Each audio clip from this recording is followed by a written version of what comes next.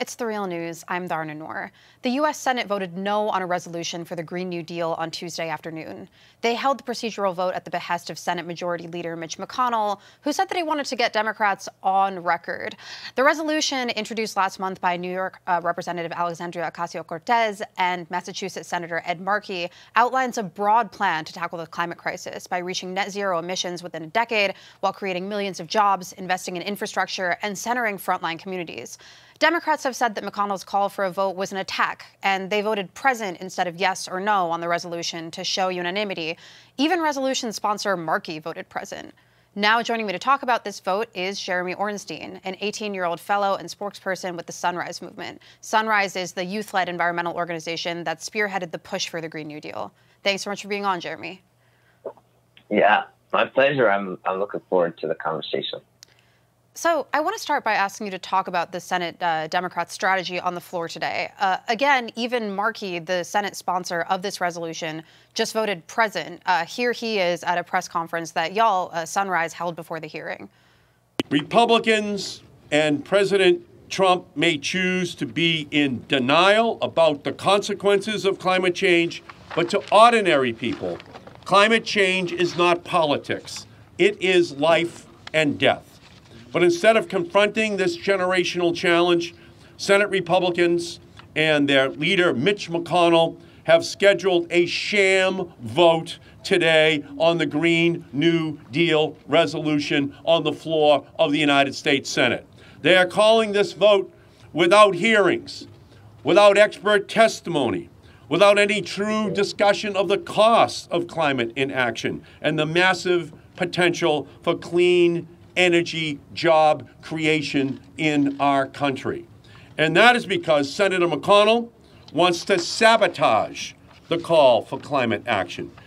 But Republican senators seem to think that this was a way to dodge the vote. For contrast, here's what Texas Republican Senator Cornyn's response to the vote was today.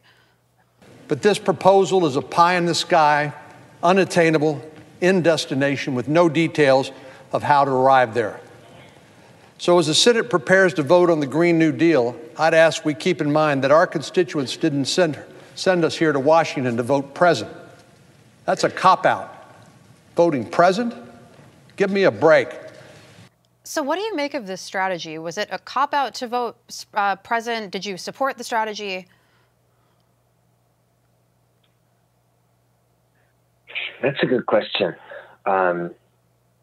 I think today we were talking earlier, and I think I don't feel deterred by the vote and by the fact that the Senate voted no. We were expecting this. This resolution was intended as a conversation starter. We knew it couldn't pass the Senate, where the party in the majority takes more than 90% of the total campaign contributions from oil and gas. This wasn't supposed to pass. This was supposed to start a conversation. And so I think that the Republicans who are calling this a cop-out, who are asking for our political leaders to show up and pick a side, which side of the line are they on? Are they for a Green New Deal, or are they opposing a Green New Deal? I think they're misinterpreting this moment. Senator Markey said it himself. There hasn't been real discussion around this Green New Deal resolution. I sat in the Republican Senate chambers a few weeks ago to hear Republicans pointing to skewed graphs and a made-up number to talk about the Green New Deal without, as the senator said, expert testimony, without considering the cost of inaction. And so this isn't the big vote where everyone draws the line and says, we're going to pick a side. This isn't the vote when history will look back and see who picked the side. But that has already begun, and it'll continue to go on. This is like one piece in this long political struggle to secure a livable future with good jobs. And part of the reason I'm saying that is we're looking straight ahead to 2020, because when those politicians come back asking for our votes, we're going to remember today, we're going to remember yesterday, and we're going to remember from now until then what choices these politicians make. So this is like one choice out of many. And I think that, so that's why I think that this is no cop out, because this vote is such a clear political stunt by McConnell to score some political points with his billionaire donors because their power is threatened by this Green New Deal. And yeah, at the same time, I question the Democrats. I'm a Democrat. I'm a registered Democrat, and I think that the Democrats are the only party that's really standing up to the climate denialism of the Republican Party. But standing up in what sense, right? I mean, there's some disagreement amongst the Democrats too. I mean, okay, they all voted present today on the Senate side, but you know, Chuck Schumer today said that climate change is a crisis. So yeah, he's supports action on climate change, I guess. But he's calling for the creation of a Senate Select Committee on climate change. On the House side, Majority Leader Nancy Pelosi said that she'll be creating a Select Committee on climate change. But Sunrise and AOC have called for a Select Committee on the Green New Deal, one that could draft legislation and have subpoena power. Let's take a look at the clip from Chuck Schumer today at the Senate. I am calling for the creation of a Senate Select Committee on climate change. It's a crisis.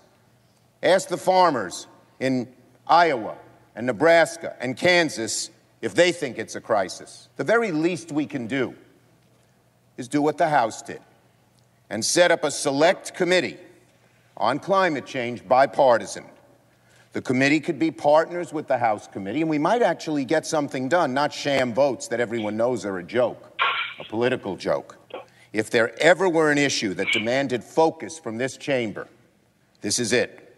Climate change is an existential threat to our committee, to our country, and our planet. So is Schumer's proposal enough? Yeah, I think you hit on it. He says, this is the least we can do. It is so clearly not enough. And I say that because he doesn't call for something more. And if the big reason that these Republican GOP elite senators are so afraid to discuss the Green New Deal is because it's not just a plan to decarbonize our economy. It's a plan to transform our economy and society while making sure nobody falls through the cracks. And that is so truly a threat to the interests of their donors. So I think, and at the same time, it's the only solution that fits the scale and scope of the crisis, which is so big. So when Senator Schumer calls for this climate change committee, which is definitely a compromise, he's not compromising between two decent sides to find some meaningful common ground. He's compromising with the people who are literally profiting, who are taking campaign money from the executives who are profiting from the crisis. So I think that the leadership that we want to see is not just to say, well, do you believe in climate change? Because we've moved past that. Climate change is here and it's hurting people right now. What Democrats in the Senate should be asking their counterparts is not, do you believe in climate change?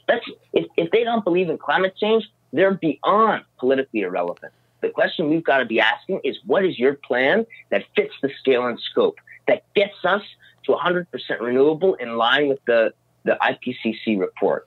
And that's a Green New Deal. If you're going to do it in a way that makes sure people can live while doing it, that makes sure people can have access to good jobs. And anything other, But some senators are saying that, proposals for things like Medicare for All being in the Green New Deal are unrelated to the climate crisis, and so they don't belong in legislation like this. And so some of them are calling for more targeted action, they would say. So Republican Senator John Barrasso from Wyoming today called for the implementation of carbon capture and storage instead of the Green New Deal.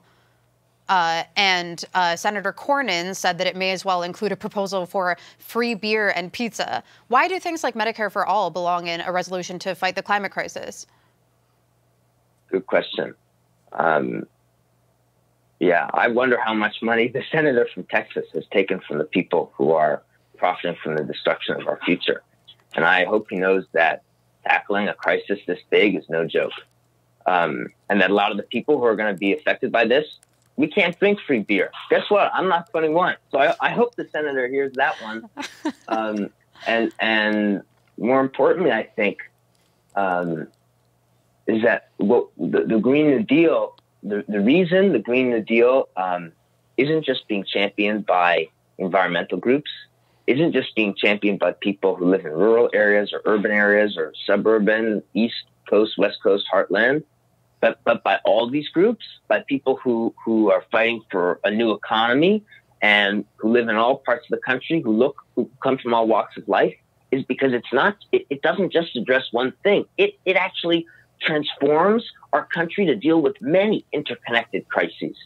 And the reason for that is the climate crisis which is caused by our dependence on fossil fuel is so interlinked to everything about our society. That's why the scale of transformation, the infrastructure investments, the public transportation, the energy, the food, all of these systems which power our lives that are so ingrained in the way we live, to change all of them, to save us from this terrible threat which is already here, there's so much work involved. There's so much change. To answer your question, Senator Cornyn from Texas actually takes the fourth most amount of fossil fuel contributions from anybody on the Senate. Wow. But you mentioned, right, that the point of this Green New Deal resolution wasn't to get it to pass. But much was made today of the rather unorthodox remarks of Senator Mike Lee. And when he wasn't showing pictures of Reagan riding a dinosaur, he was dismissing climate change as a threat to worry about later, not now. Unlike some of my colleagues, I'm not immediately afraid of what carbon emissions unaddressed might do to our environment in the near-term future, or our civilization, or our planet in the next few years. Unlike others, I'm not immediately afraid of what the Green New Deal would do to our economy and our government. After all, this isn't going to pass. It highlights to me the importance of having people. I think my Congresswoman from Massachusetts, Ayanna Pressley, says the people in power should be the people who are closest to the pain.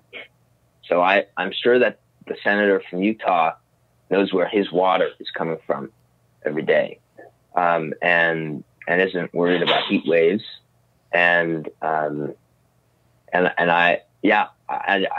concerned for his grandchildren, for his kids. I know he put up the poster that says "Have a lot of kids," and a lot of the people around now won't be. Even I won't be around to see the worst consequences of the climate crisis, and they're just going to keep getting worse.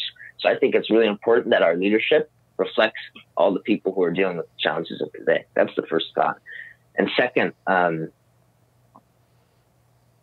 we know that putting forward a resolution for a select committee for a Green New Deal changed the political landscape in a dramatic way. I mean, we've got Republicans who take money from fossil fuel executives. We've got the Republicans, the GOP elite, who are like the most ardent supporters of President Trump, who's a climate denier in chief, as Markey says.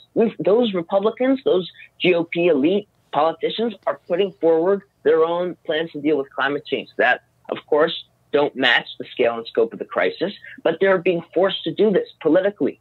And we also know that fossil fuel executives like the Koch brothers continue to have a grasp, continue to have power on our politics, or else something like the Green New Deal would be implemented a long time ago, or else they wouldn't be using made-up numbers to lie about it so vehemently. So here's the truth about this. This is not just a fight to build enough solar panels and invest enough infrastructure in time. This is also a political fight to make sure that our generation and ordinary Americans have the political power to pass all the things we need. Once we do the politics, then we can worry about, and at the same time as we do the politics, we can worry about survival and prosperity.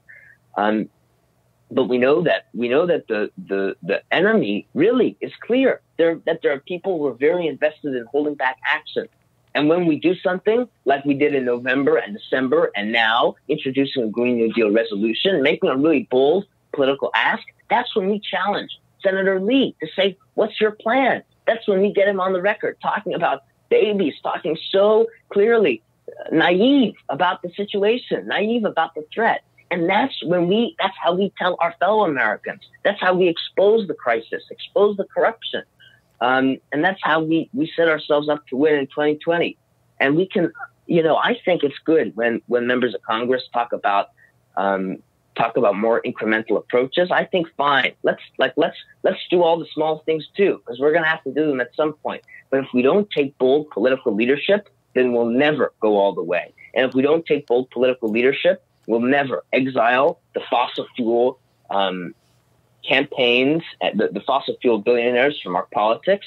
And if they keep having a grasp on our politicians, then I don't know if we'll ever get a plan passed that really fits the scale and scope of the crisis. I hope that makes sense and answers your question. Yeah, definitely. Okay, Jeremy Ornstein joining us today from Washington, D.C., where the Senate has voted no on a resolution for the Green New Deal. But again, Jeremy says that he and the rest of the representatives from the Sunrise Movement are not deterred. Thank you so much for being here again today. Thank you so much. And thank you for joining us on the Real News Network.